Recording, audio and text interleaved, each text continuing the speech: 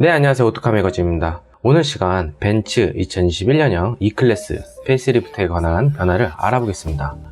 최근 페이스리프트라는 말 자체가 무색할 만큼 현대차만 얼굴을 심하게 뜯어고치는 줄 알았는데 벤츠도 최근 이러한 행보를 보이고 있죠. 라이벌 격인 BMW 5 시리즈도 괄목할 만한 외관 변화를 가져왔지만 LCL 즉 페이스리프트의 연장선이라 할 만큼의 변화였는데 흔히들 독일 3사라고 불리는 벤츠, 아우디, BMW 이 중에서는 가장 괄목할 만한 나름 쇼킹한 외관상 풀체인지급 변화를 벤츠 E클래스가 가져왔습니다. 개인적으로 가장 할 말이 많은 정말 많은 얘기를 하고 싶은 모델이기도 한데요. 디자인의 변화부터 기능적 변화, 옵션까지 기존 세대, 전 세대의 역사를 제작해보려 합니다. 물론 BMW 5 시리즈도 그렇게 제작하여 다양한 볼거리와 역사를 지닌 차, 고유의 아이덴티티를 보유하고 있는 차량의 역사를 스스로 비교해보는 영상을 제작하려 하는 거죠.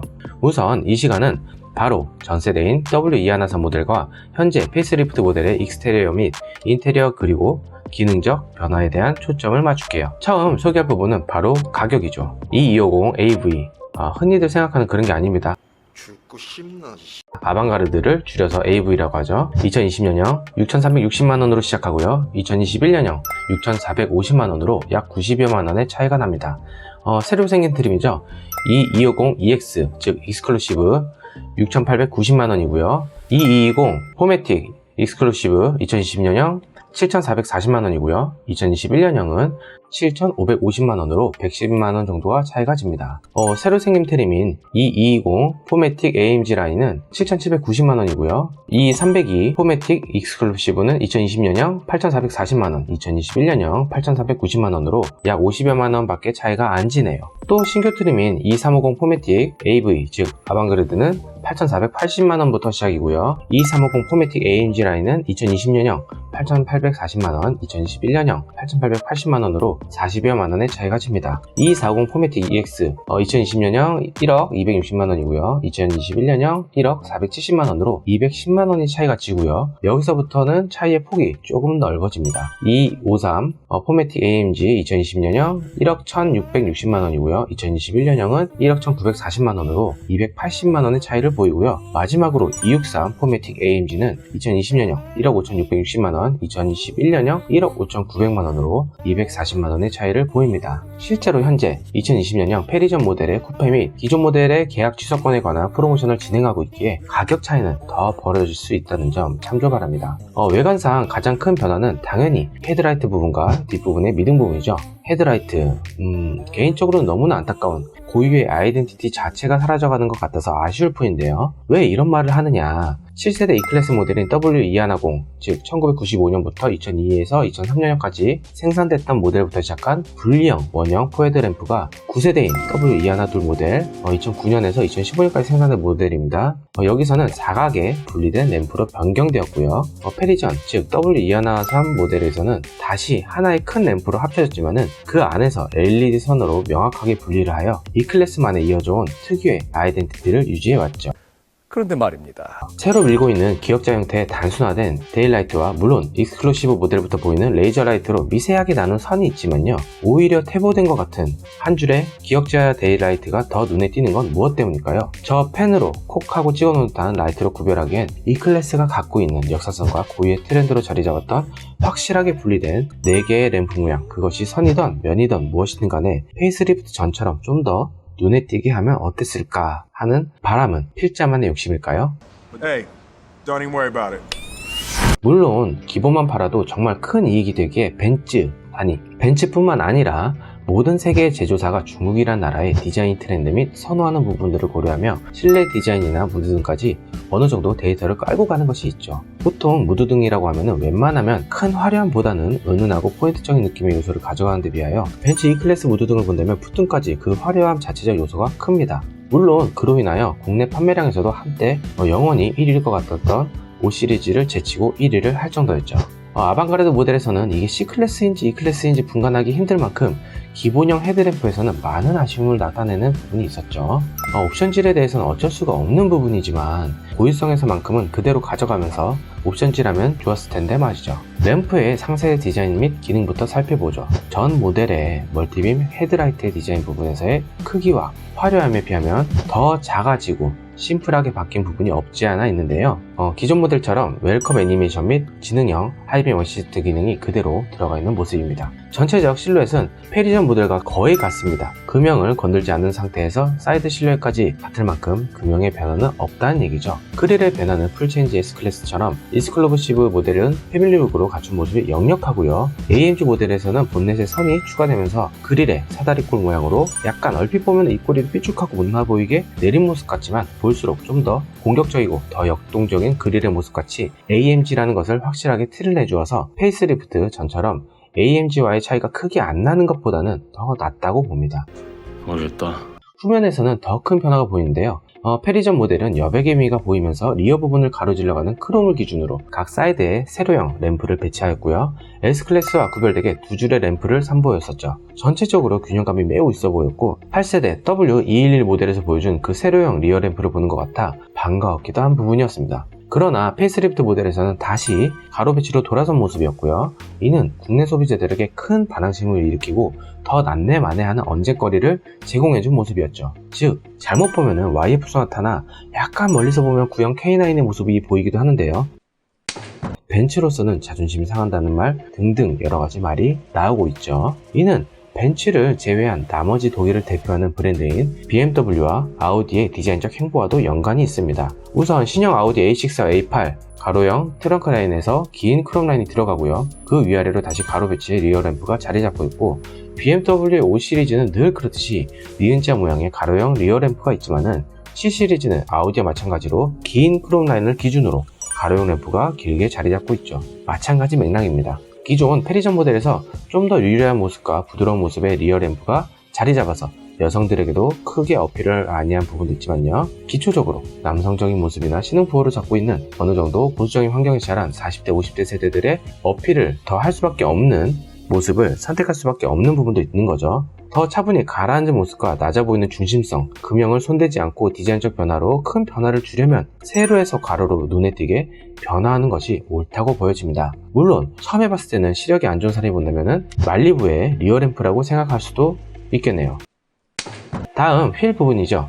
유독 독일 3사 중에서 가장 휠의 디자인을 제대로 반영하지 못하는 메이커가 벤츠가 아닐까 싶은데요. 특히 페이스리프트 전 2020년 모델까지는 도대체 휠 디자인 부서는 없는 건지 아니면 관리사무직 부서에서 그리고 보는 건지 하는 생각이 들었을 정도로 휠 디자인은 가히 충격적이었죠. 이번 페이스리프트 모델에서는 그 부분이 보완이 된 것 같아 나름 다행이라 생각합니다. 막 비벼! 환상! 네, 이렇듯 좀 더 날카로우면서 디자인이 가미된 모습의 휠들이 추가가 되었고요. 실내 변화는 폭이 적으면서 완전한 디지털적인 모습으로 변한 것이 특징입니다. 그동안 대형 내비게이션 화면이 있었음에도 불구하고 터치가 안 되어서 직관성이 부족하다는 말이 많았었는데요.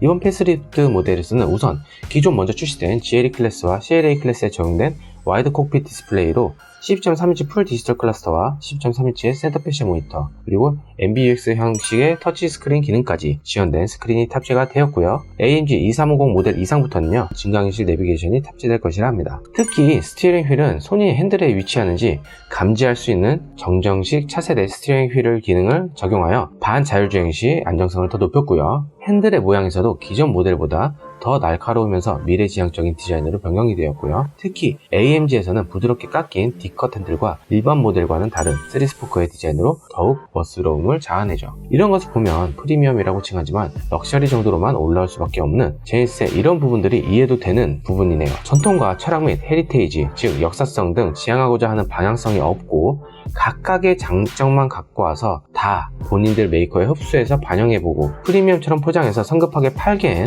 그 가치적 차이가 드러나게 마련이죠. 난 한 놈만 패. 다 좋게 변한 것은 아닌데요. 개인적으로 이렇게 디지털적인 첨단 기능과 더 커진 화면같이 무언가 전자제품화되는 이런 모습에서 아날로그적 감성을 추구하는 편이죠. 기존에 있던 센터피시가 가운데 자리 잡았던 예전에 고급차의 상징이라 불리는 아날로그 시계가 없어진 점이 참 너무나 안타깝네요. 무드등이 켜지면 유독 그 아날로그 시계가 더 눈에 띄었던 부분이 있었고요.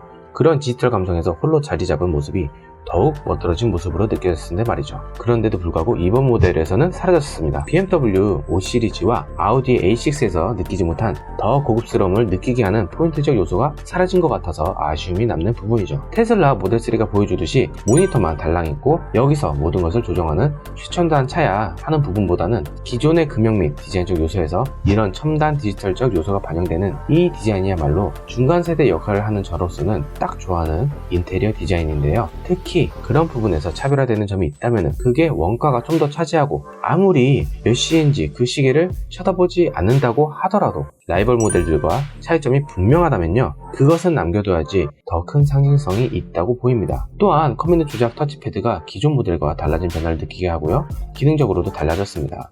내비게이션 화면에 터치가 가능해지면서 기존 조그 다이얼식 패드에서 터치패드식으로 바뀌었고요, 터치로 바뀌면서 햅틱 기능까지 추가했습니다. 이는 현재 시판되고 있는 GLC와 GLE 클래스처럼 같은 디자인이 적용되었습니다. 인테리어 트림은 페리전 모델과 같이 적용되고요, 앰비언트 라이트 역시 64컬러 및 멀티컬러 적용을 동일하게 하는 부분이죠. 개인적으로는 제니스의 G80이나 GV80, 볼보 S90처럼 은은한 앰비언트 라이트 같이 꾸안꾸 같이 느껴지는 부분보다는 더 고급차를 타는 느낌이 들게 하는 이 E클래스 앰비언트 라이트야말로 화려함을 더 선호하는 부분이죠. 다음 기능적 부분에 변경된 요소 중에는요, 안전사양 및 편의사양은 기존 E클래스와 동일한 부분을 보여주지만요, 타사 동급 대비 부족했던 시내주행에서의 반자율 주행 부분을 개선한 것으로 알려져 있습니다. 주행보조 기능만큼은 차량의 트림과 상관없이 기본 사양으로 모두 장착된다는 점 매우 반가운 소식이네요. 풀체인지 S클래스가 3레벨의 자율주행 기능을 지원하는 가운데 이 350 모델 이상에서는 주행보조 기능이 더 업그레이드가 된다고 하는데요. 예를 들어보면 볼보의 시티 세이프티 같이 카메라가 각종 도로의 속도계를 인식하여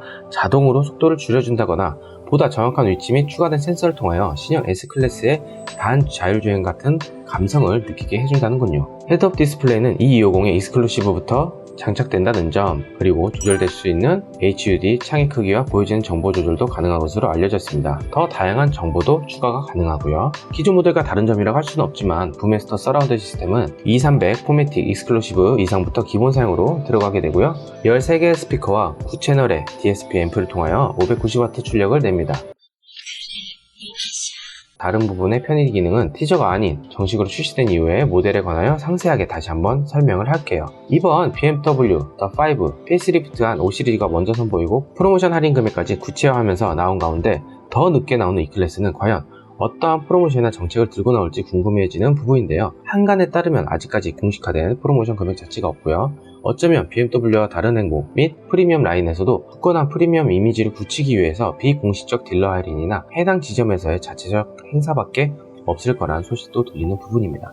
만약 이런 소문들이 사실일 경우 딜러 할인 같은 경우에는 최대 100에서 130, 진짜 많이 잡아봐야 150만원 정도를 맥시멈으로 바라보는 상황이 올 수도 있을 것 같네요. 현재 판매되고 있는 마지막 행사 프로모션을 하고 있는 E클래스 모델도 최신형 모델들과 전혀 뒤지지 않는 편의 장비 및 화려함, 그리고 인정하는 클래스와 무언가 E클래스만의 아이덴티티가 남아있는 헤드램프까지 있기에 개인적으로는 굳이 더 추가된 금액을 주면서 혹은 크지 않은 할인 혜택을 받아가면서 살 필요가 있을까 하는 생각이 드네요. 물론 벤츠 E클래스를 구매하시는 분들에게는 가성비나 가격적인 측면이 고려되지 않는 분들도 있겠지만은 사람이란 자고로 손해보는 느낌이 드는 것을 원하는 사람은 없기에 나름 이런 부분도 생각하면 좋을 것 같습니다. 네, 오늘 소식은 여기까지고요. 다시 한번 부탁드리고 싶은 것이 있네요. 현재 채널은 수익이 나지 않는 상태이고요, 구독자 수가 약간 모자라서 수익이 나지 않고 있어 이렇게 수익 얘기를 하는 것은 곧 겨울이 다가오기에 수익의 일부분을 항상 일정 부분을 지원하고자 이렇게 부득이하게 마지막 멘트로 부탁한다는 점 죄송합니다. 채널이 커지고 인플루언서 같이 영향력 있는 사람이 되기보다는 채널이 커짐으로써 이번 코나 일렉트로닉 사건이나 제조사가 밝히지 못한 부분, 또한 직접적인 그 옵션과 성격에 맞는 차량들을 협찬이 아닌 직접 금액을 주고 섭외를 하여 진정으로 느껴지고 고질병이 무엇인지 알 수 있는 부분들을 하기 위하여 이렇게 구독과 좋아요를 외치고 있습니다. 다시 한번 구독과 좋아요 꼭 부탁드리고요, 환절기 감기 조심하시고요, 바이러스 코로나19 꼭 조심하세요.